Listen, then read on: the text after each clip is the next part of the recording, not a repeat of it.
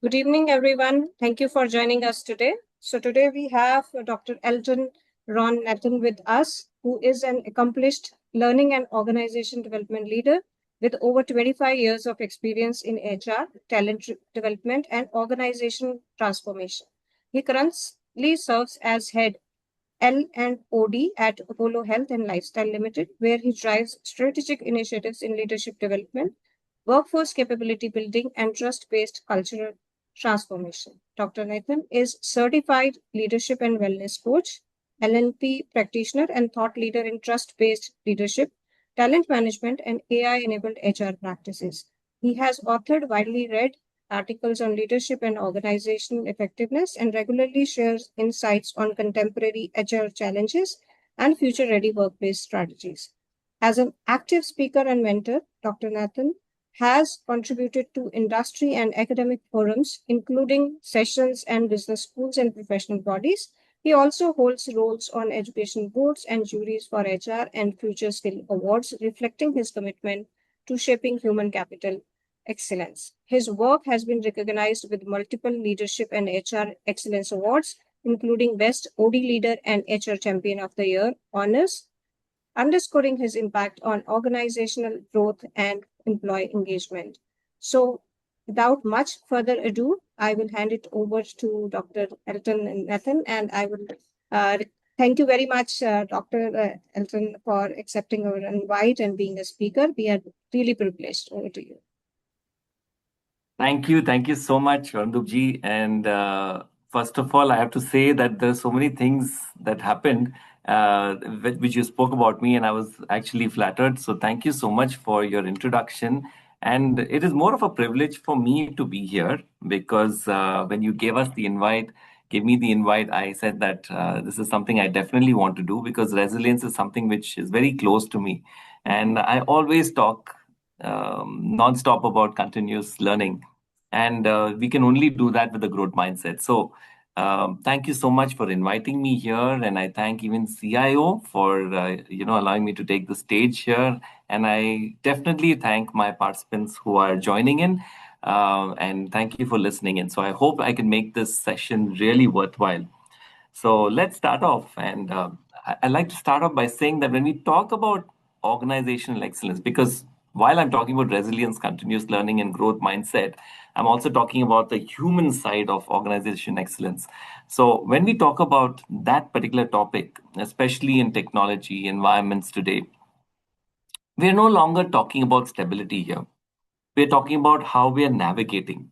So let me ask you all something that you all can actually reflect on, or you can use the chat room as well. But it's more of a reflection question. And when was the last time you made an important leadership decision with complete certainty? I'm sure that's a very difficult question for all of you because many a times we don't have enough data, we don't have enough time, we don't have enough clarity as well. But yet, we are expected as leaders to make sure that we make a decision, and the decision has to be completely with certainty.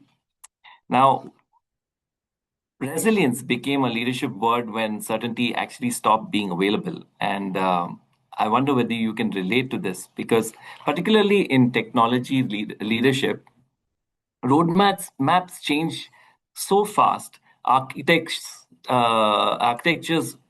actually evolve so much faster. Expectations scale much faster, and decisions rarely wait for full informative things to actually take a shape for you. So resilience actually stopped being a personal quality. It became a leadership operating capability. But do you know when resilience prominently entered the leadership vocabulary in a really serious way? And that is the reason why I put this heading on this particular slide right now.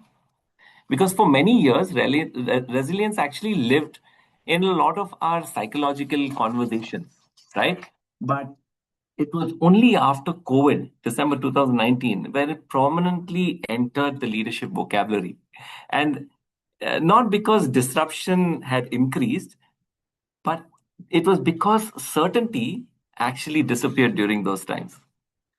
And uncertainty suddenly became continuous because you were not sure of what is going to happen. Who would have ever thought of something like COVID maybe 10 years ago? No one even dreamt of it. So today I'd like to explore how resilience is not as a recovery from difficulty, but how, as leadership capacities, we can help the organization to keep learning, and how can we keep adapting, and how can we keep moving forward, even when the clarity is not incomplete. And this brings us to another topic where it talks about resilience here. And in resilience, when we look at it about not being, we can look at how in the past stability assumption, this was something very common. Predictable planning cycles, this was something very, very common.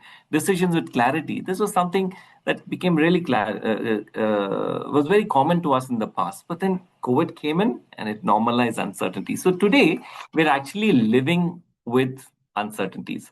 And the more you are adapting to uncertainties, the more successful you can become. So the real shift is when you actually have to convert your mind or divert your mind from certainty to uncertainty. And that brings us to the what we are actually experiencing today. So for many years, organization strength came from efficiency. We became a learner, we became faster, we became more scalable, and those things worked extremely well in a world where conditions stayed reasonably predictable, right?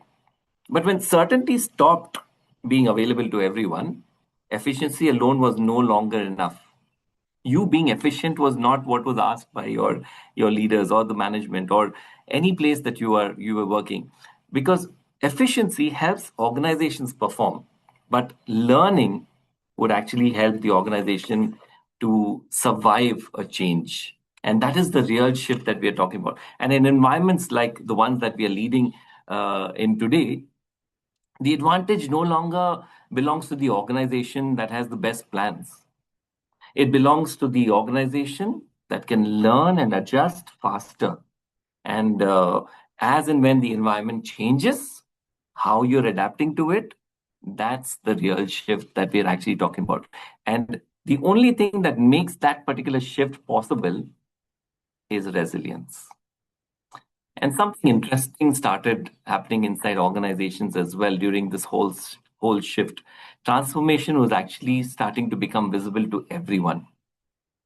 There were new platforms, there were new tools that we came across.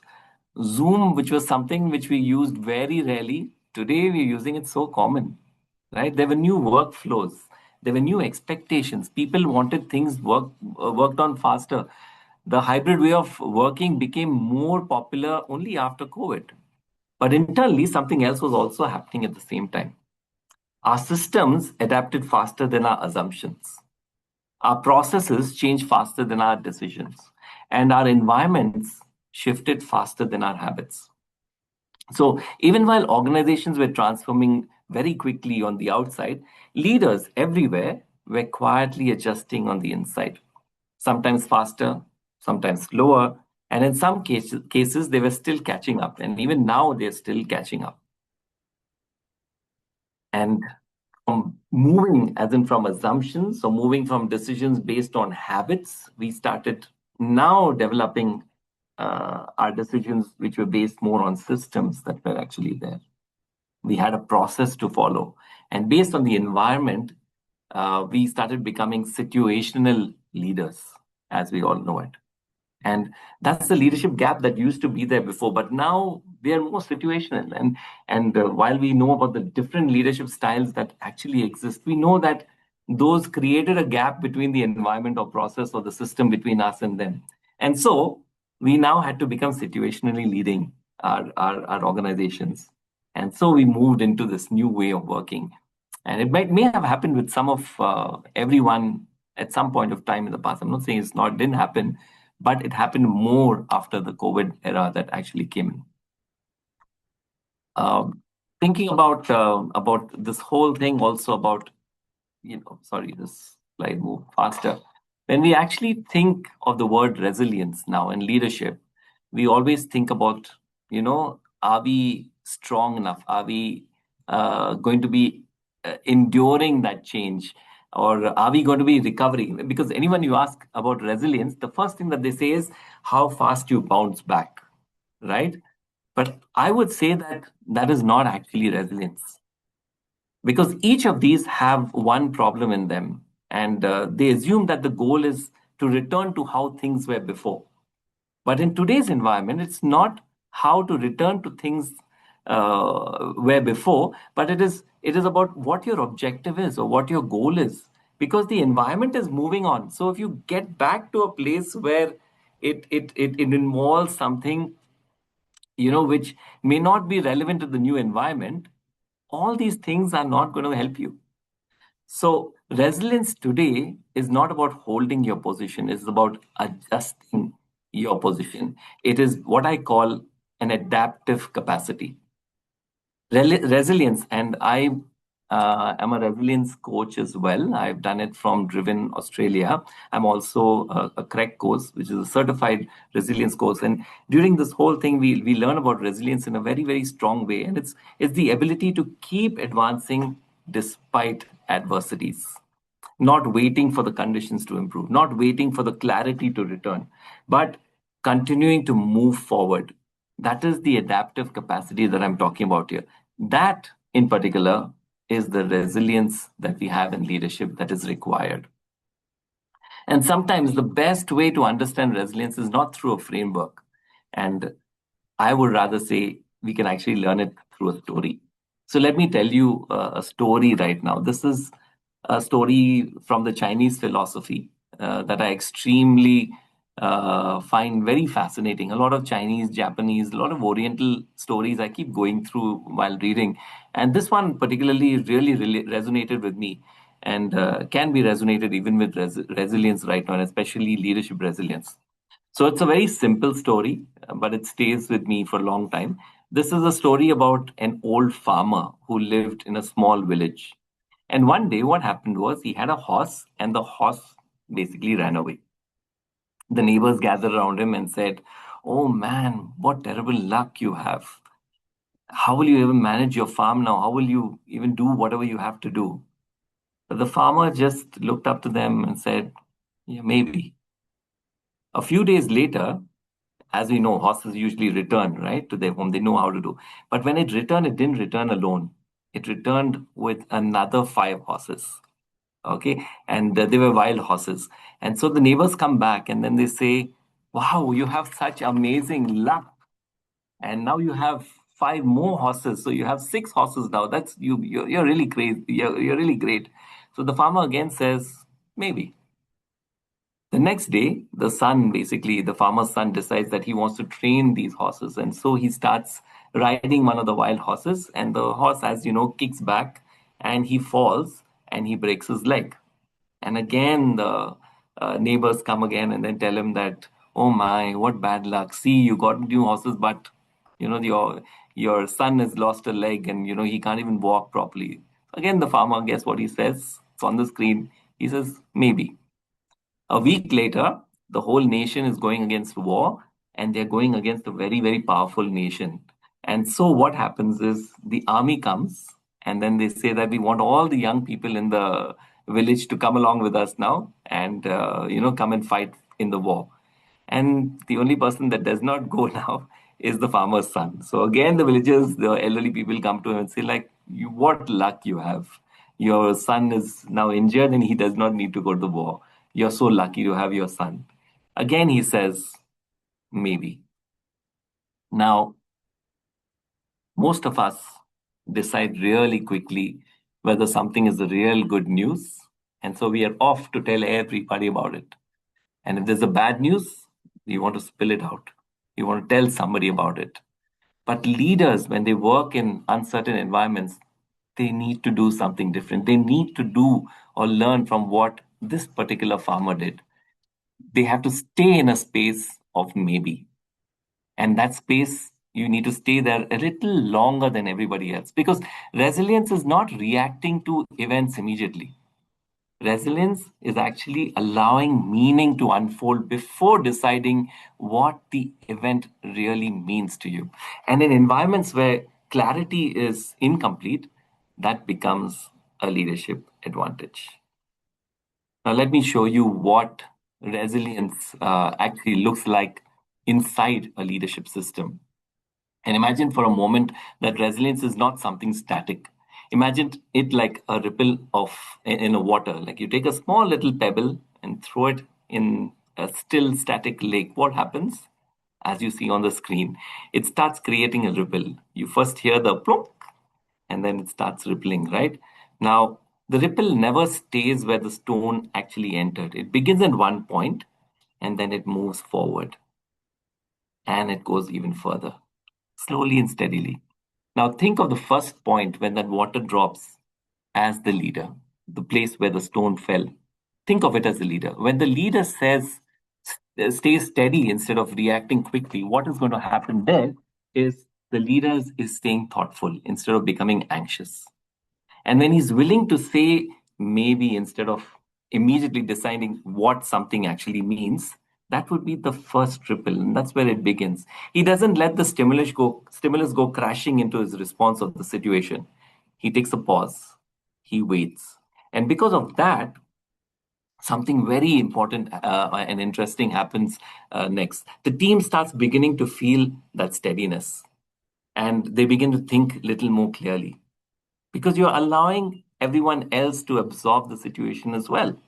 They begin to stay a little engaged a little longer and they begin to ask maybe questions or and they're not rushing towards a quick answer or anything. And that leads to the second ripple. And then something even more powerful begins at this time. The organization itself starts responding differently to uncertainties.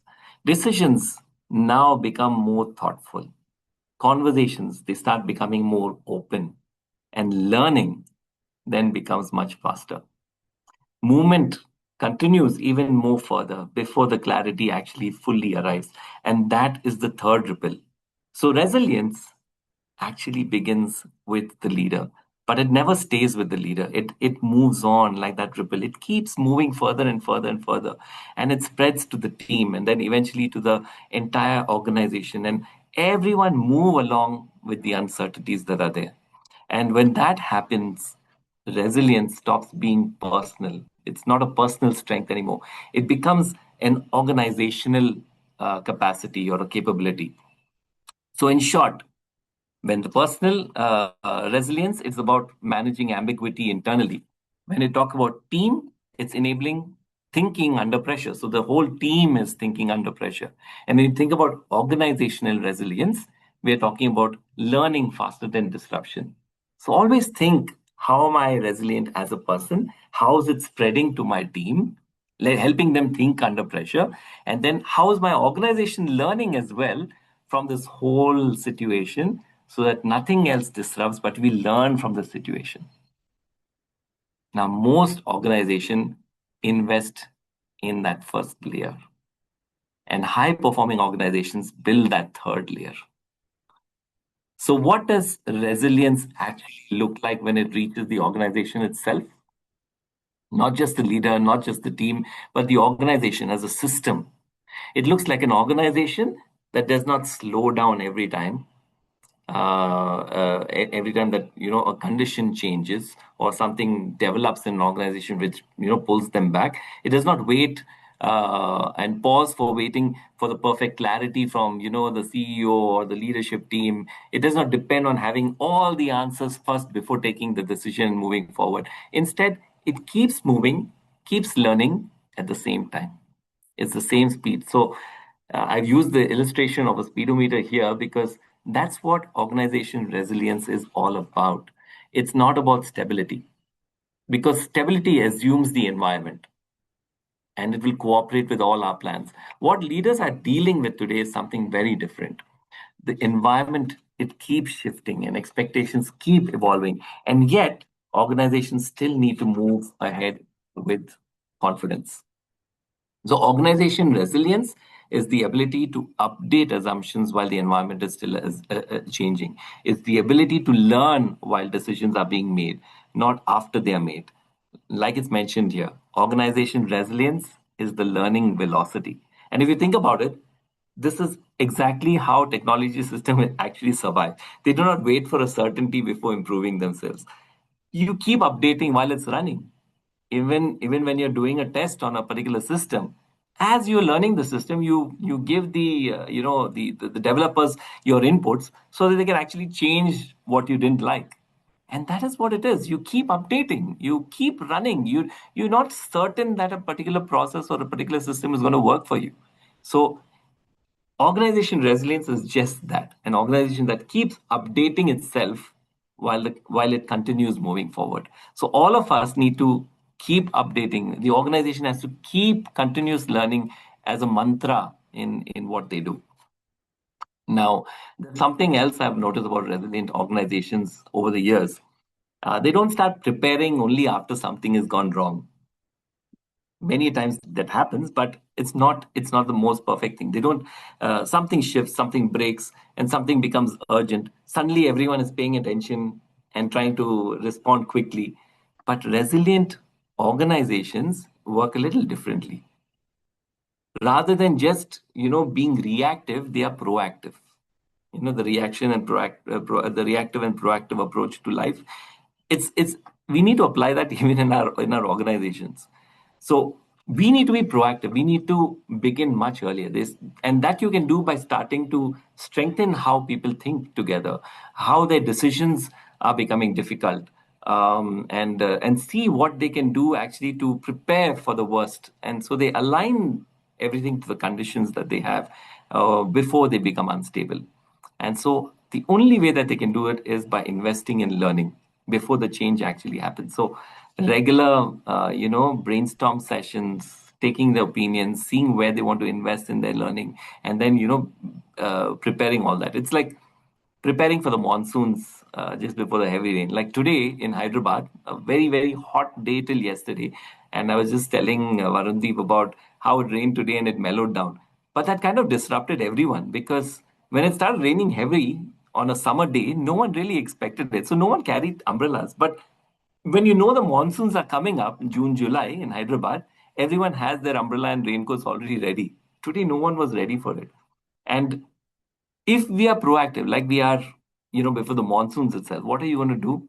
You're going to keep your umbrella in your bag. You're going to keep it in your dicky or your on your bike or whatever. You're going to maybe carry your raincoat, or you might change the what you say wipers on your shield as well. And that is because when the rain starts, you're no longer preparing for it. You're proactively prepared yourself for what was expected.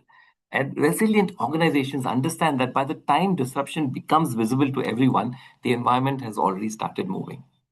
So they begin quickly, they do it intentionally. And very often, that early preparation is what allows them to keep moving forward. Now, if resilience allows organizations to prepare before disruption becomes visible, then the natural question becomes, what do resilient leaders actually do differently? So, these are the three things I say that needs to be done. One is to delay conclusions altogether. Don't conclude on what the output is right from the beginning. Move with full clarity. That's something that you need to do differently. You have to adapt to the conditions that are there, because if you stay in that space a little longer, just like the farmer that we learned about earlier, then you're going to be being reactive, and you don't want to do that. And this is also something that I definitely say that every leader experiences at some point of their journey. And this is about, when you have to try to build people, you invest time, you invest your efforts, you invest, the intentions. And yet for a long time, nothing seems to change in a visible way. Now, for that, I really have a question. I can relate to the bamboo tree. If you plant a bamboo seed or a sapling underneath, it takes a very, very long time for it to grow, and the farmer might keep watering. And this is a Japanese culture, they keep watering it, but for weeks and for months nothing happens. But what actually happens is happening is that below the surface of the sand or the soil, the roots are taking form, and then suddenly when the shoot comes up, within a few days or a few weeks, these grow up to be really, really tall. And that's how a bamboo actually grows. and the roots get spread, it's spreading wider, and you don't see all this happening, right? The structure is actually strengthening itself quite quietly, because when it grows to that length, it needs support, and if you don't have strong roots, it's going to fall off. So but once the roots are ready, that's when the bamboo decides that, okay, fine, now I'm going to grow rapidly, and in a very short time it basically goes exactly the opposite side from below the soil. So the real question is not whether the bamboo grew quickly in those final weeks. The real question is whether it has been growing all along in ways. And leadership growth works just like this way. Team capability develops just like this. Organization resilience develops just like this. And what exactly is helping it is continuous learning. So most of the growth that organizations, make, it strongly happens quietly, long before it's visible to others as well. But once they develop that strength under the roots, it automatically takes shape. And when what that bamboo story also reminds us is something very practical for leadership. The growth that strengthens an organization almost always begins before the results become visible itself. It's like you don't know what's on the turn, but you're prepared for it. And you can do this only by starting to learn what to expect in the future. It's the preparedness that an organization needs to do. And so learning organizations basically need to do this. They grow before the results actually appear, just like the bamboo tree. This is something very, very interesting that begins to happen inside organizations as well over time, and most leaders recognize it and recognize it only when they pause long enough to notice it. Learning begins with how leaders think, and organizations learn the way leaders learn. So organizations do not really learn on their own, right? They always learn from what the leaders learn first.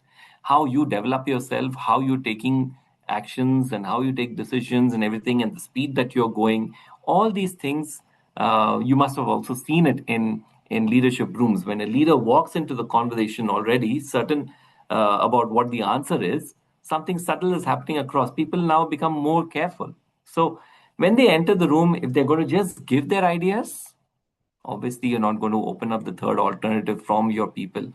But if they change that and they say that, okay, tell me what you see that I might be missing, that's opening the boardroom or the meeting room to everyone, and then people begin to feel engaged. They begin to feel that they're involved in everything, and so that's how we actually, begin the quality of thinking, or how we accept change and how things might happen from a ground level as well.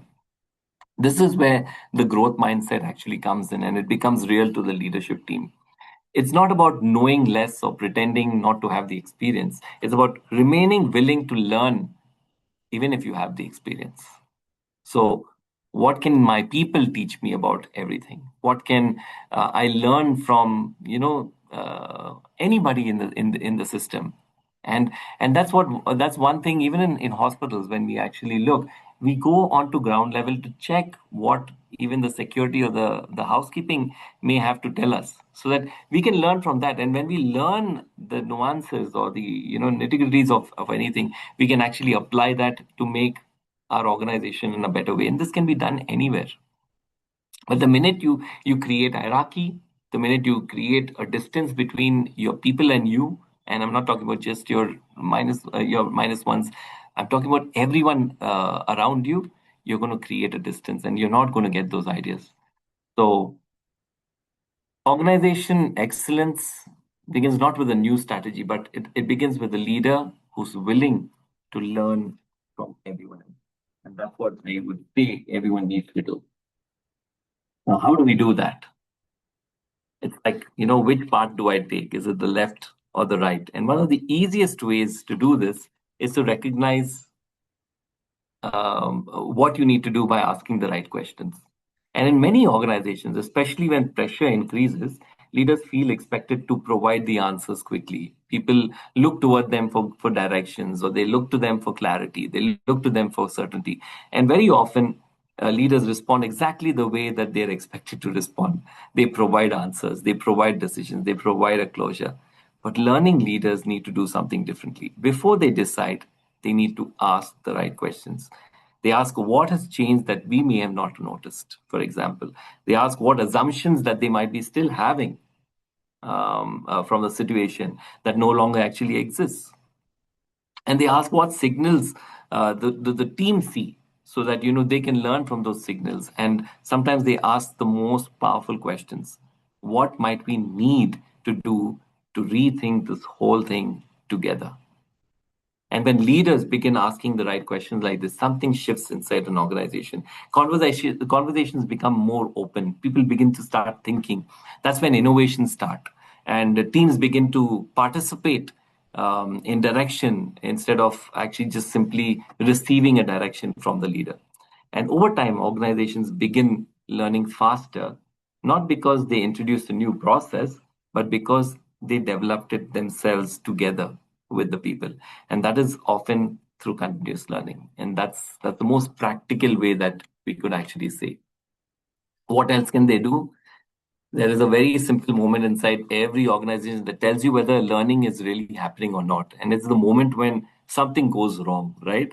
In some organizations, I've noticed that when something goes wrong, they immediately call in the L&D team. No, this has to be done here.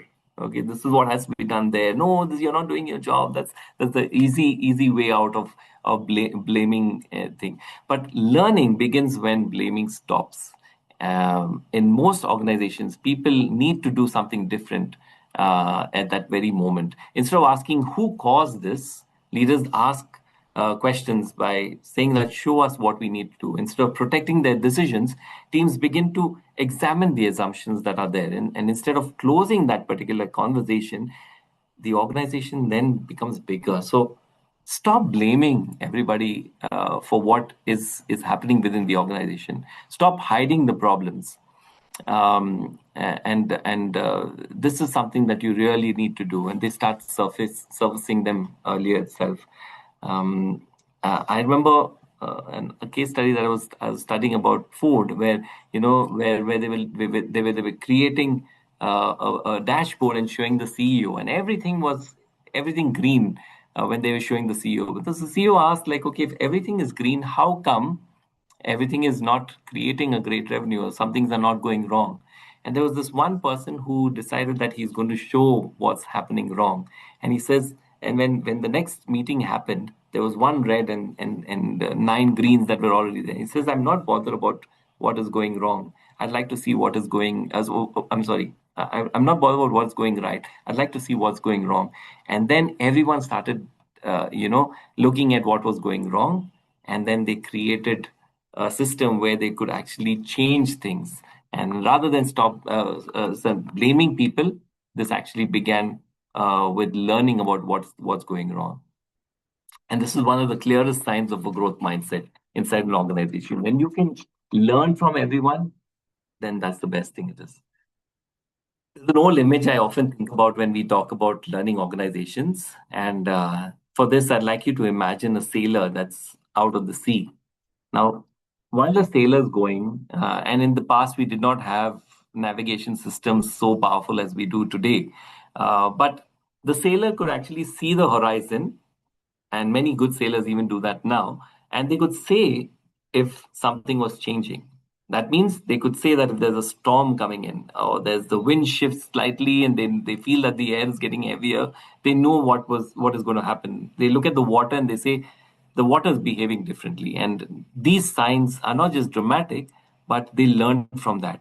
And then the sailor actually notices this.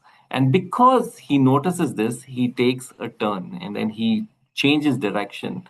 And when he does that, he's beginning to prepare for the storm well in advance. So by the time the storm actually arrives, the boat is already ready for it. Now, learning organizations work exactly in that same way. They do not wait for disruption to become obvious, and they don't respond only once something happens. They begin to notice the small signals at first, the small changes that they can notice, and then they basically change the behavior of the organization. And all these small shifts that you see is what helps the team experience a better preparedness for the future.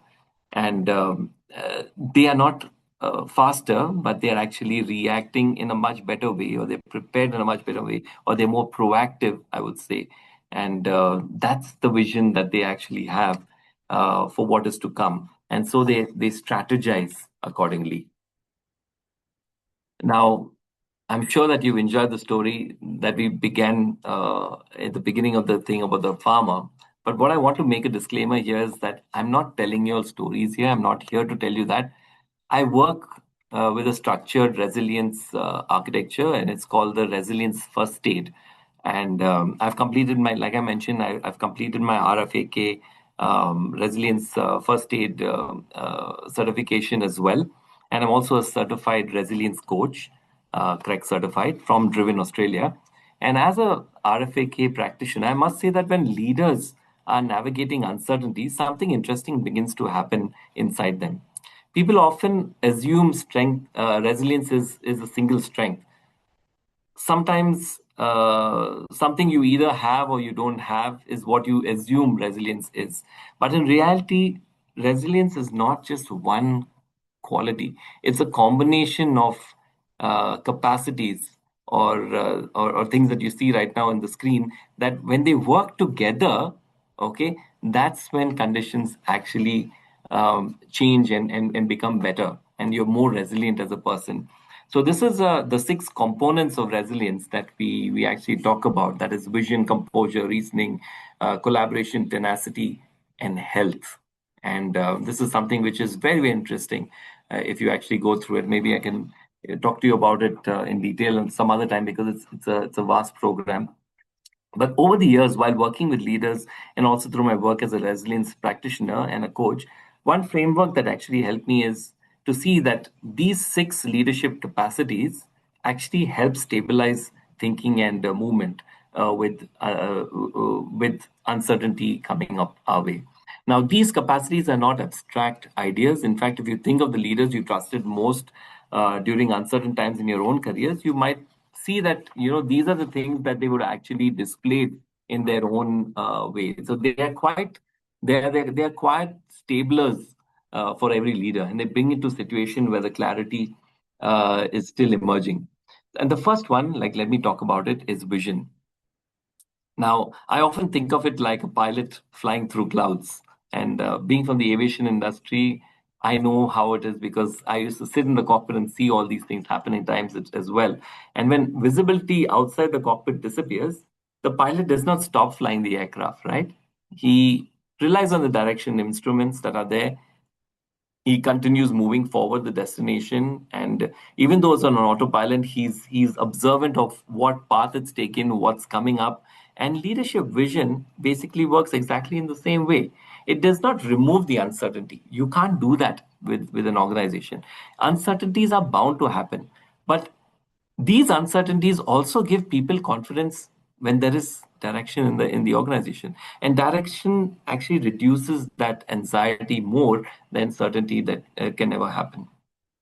So that's vision, giving clear direction to whatever it is, and then going ahead with uncertainties.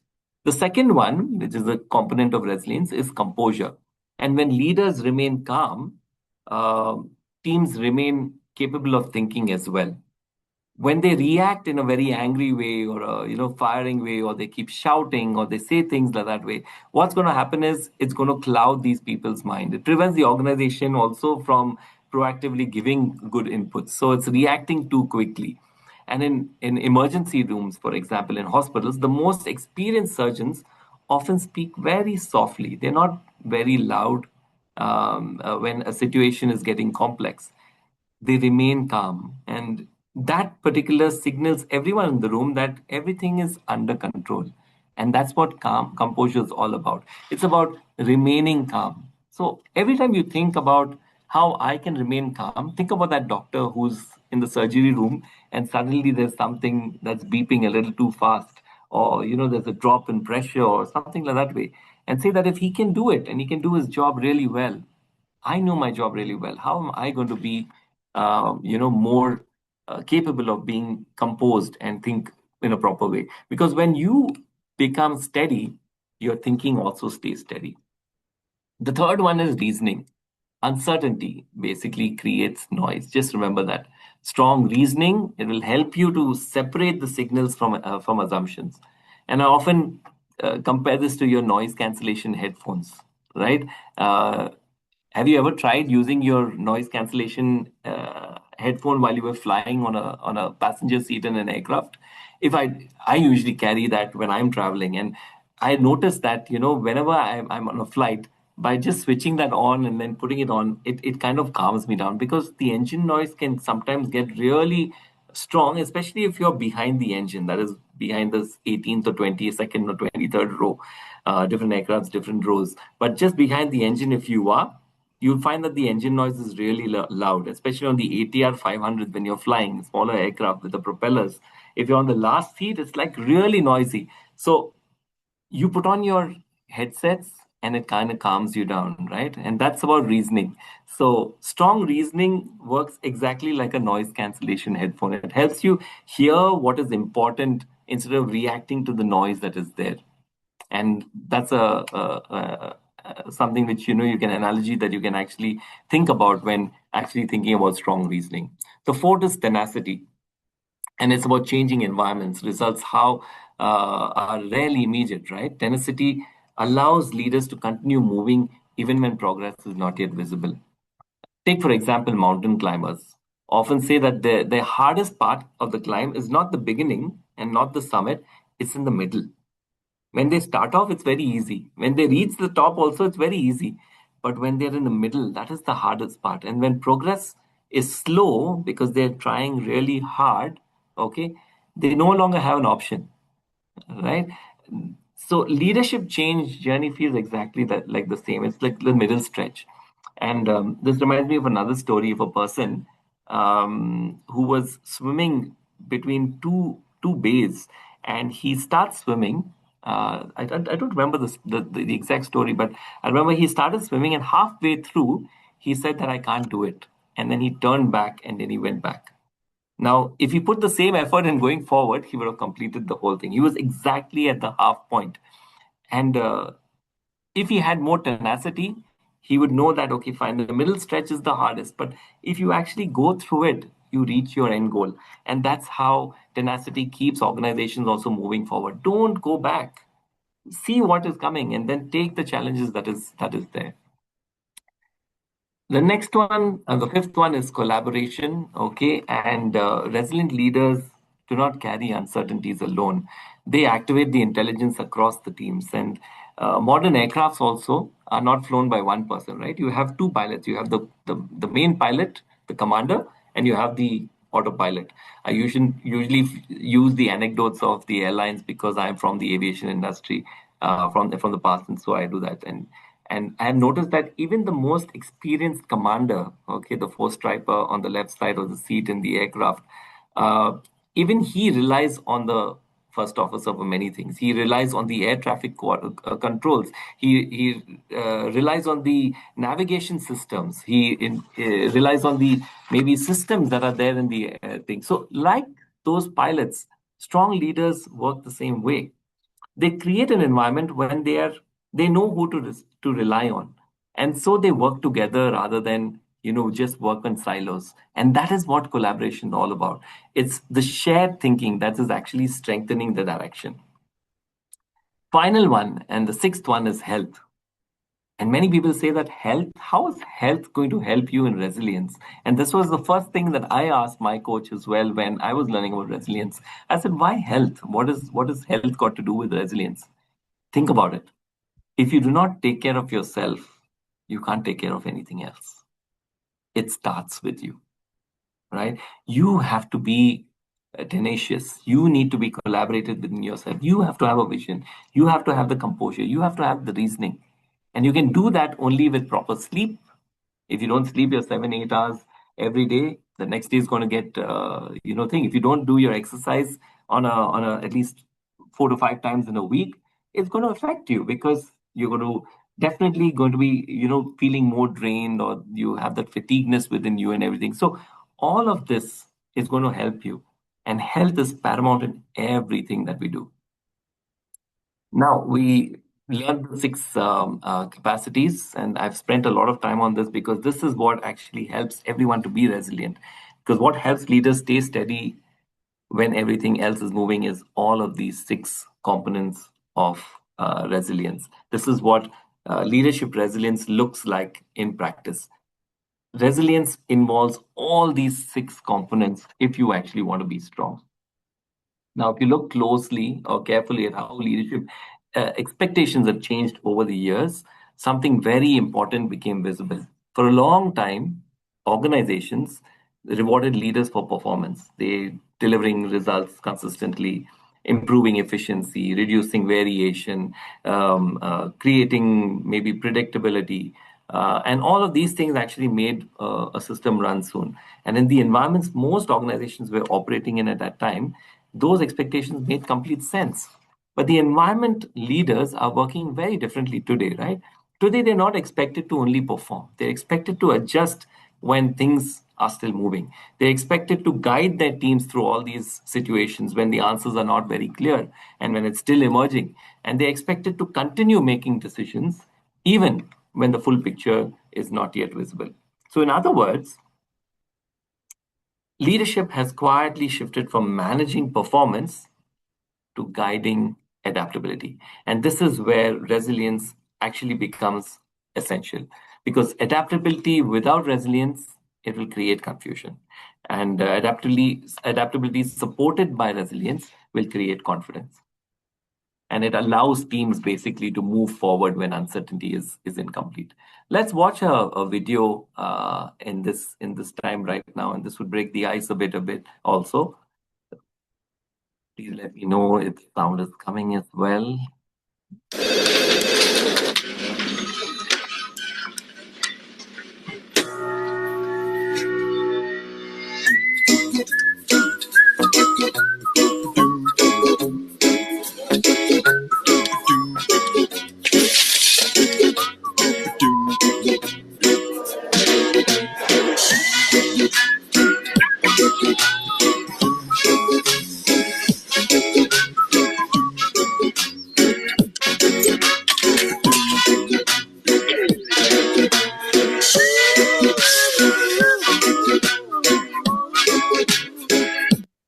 Now, that was a lovely ad for nappies, basically, but I thought it's really relevant for a resilient leader.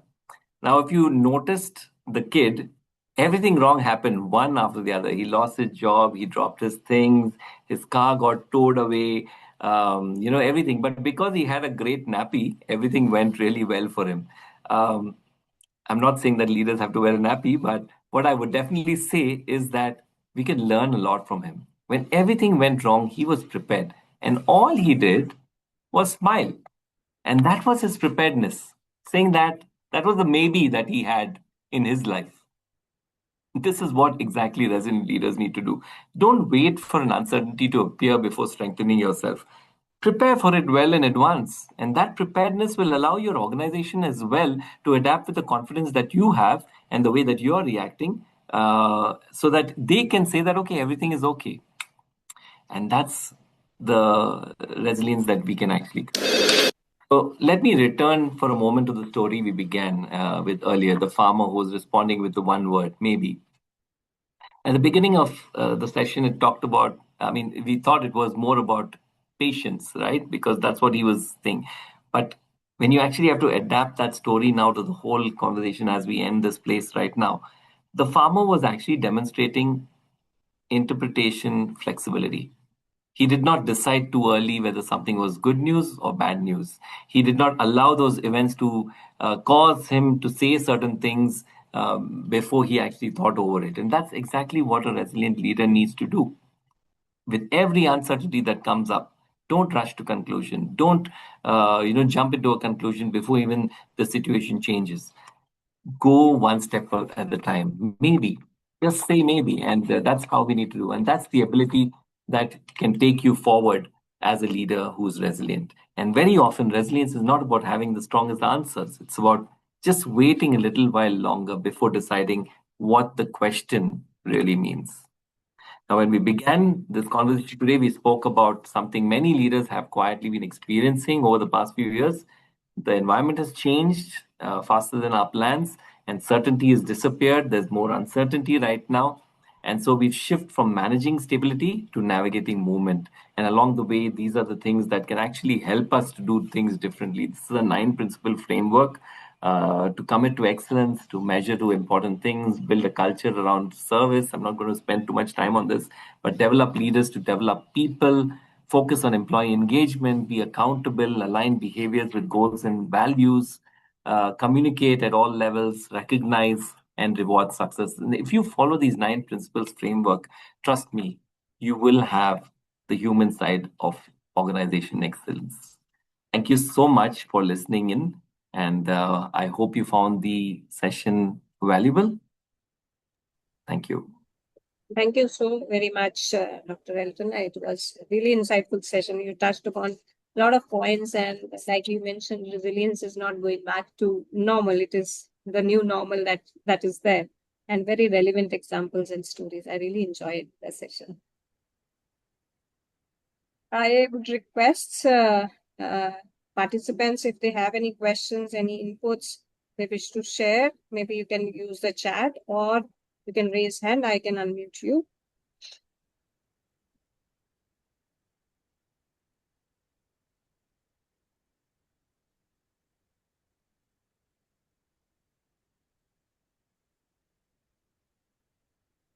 So I can also connect with you on LinkedIn, or I can also connect with you on Instagram. I've got a official page called Dr. Elton Nathan's Wisdom Waves. You can connect with me there. You can also connect with me on LinkedIn, and definitely we can even continue a conversation. I can tell you more about resilience from the driven factor, because that's a very, very huge subject. And I would love to spend time even conducting such things like this way. I work with Driven for this. I think we have Sandeep says that today he has got a new mantra, maybe he's taking away. And Poonam is also like thanking you for the insights, and she finds it is going to be very, very helpful. Thank you. Thank you so much. Yeah, it is always good to have a perspective.